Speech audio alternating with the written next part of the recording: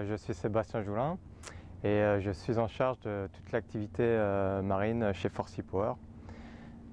Donc ce qui consiste en l'électrification de tout type de bateau, tout ce qui sort eau, mer ou voie fluviale. ForSeaPower à l'origine son plus gros marché d'aujourd'hui, c'est tout ce qui concerne c'est toute l'industrie du bus, l'électrification des bus. Aujourd'hui c'est le plus gros marché en Europe.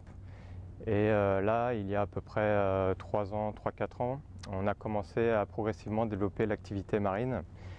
Et aujourd'hui, on voit très bien que ce marché-là va exploser, va augmenter, va se développer de manière exponentielle dans le futur. Et donc, on est en train de se préparer et donc d'accélérer notre développement sur ce marché-là. Alors, il y a plusieurs projets dans lesquels on est associé, sur lesquels on a travaillé, notamment le Energy Observer.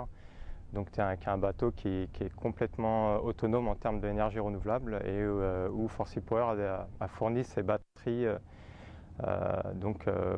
pour stocker l'énergie produite par le bateau. Donc il y a d'autres projets, notamment en Hollande, où on a travaillé sur des yachts et même des méga yachts qui font 130 mètres de long et qui embarquent cette fois-ci presque 1 mégawattheure. Donc c'est une autre dimension, c'est un autre type de marché sur lequel on s'est positionné également.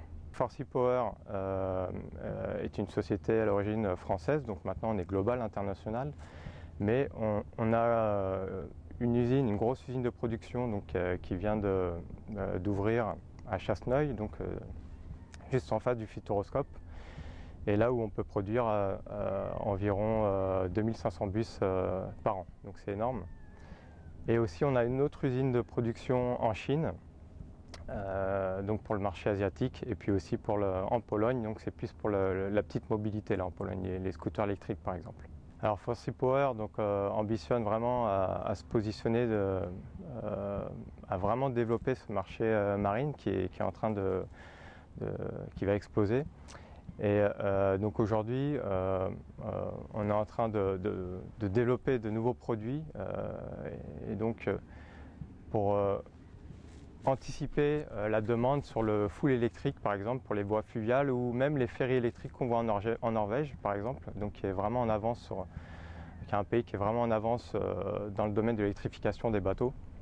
Et donc on sait très bien qu'il y a beaucoup de ferries qui se prêtent à l'électrification et donc on embarque plusieurs mégawattheures sur ces ferries-là.